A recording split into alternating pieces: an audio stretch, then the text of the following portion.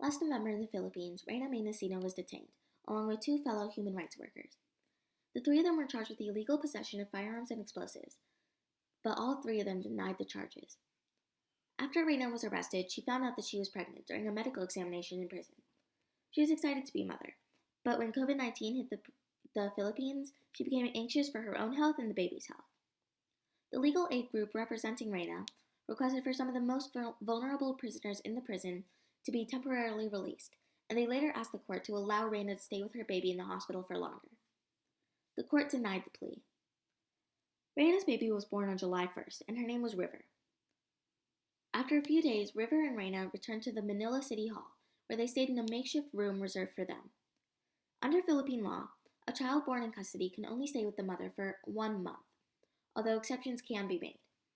In comparison, Malaysia allows babies to stay with detained mothers until about the age of 3 or 4, and the UK allows babies to stay with them until about 18 months old.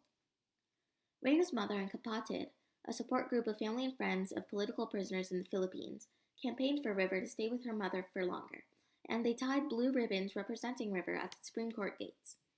And the hospital where River was born recommended that the baby stay with her mother for longer, but the prisoner authorities said they lacked the resources. On August 13th, Reyna and River were separated. Over the next month, the River's health began to deteriorate, and calls to reunite River and Reyna became more urgent. River was hospitalized on September 24th, and her condition kept worsening. Reyna was still not allowed to see River. About 3 weeks later, River died of pneumonia, at only 3 months old. The death shook people across the world, and many in the Philippines paid their tributes and sympathies over social media. In order to make sure that this situation never occurs again, we have to enforce human rights laws, including the ones that were violated in this situation, including Article 3, the right to life, and allowing children and adults what they need to survive. Article 9, no unfair detainment, especially if there's a life on the line, in this case, River's.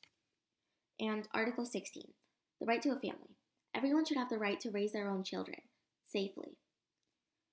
We also have to spread this story in the news and make people more aware of these kind of situations so that they don't ever occur again.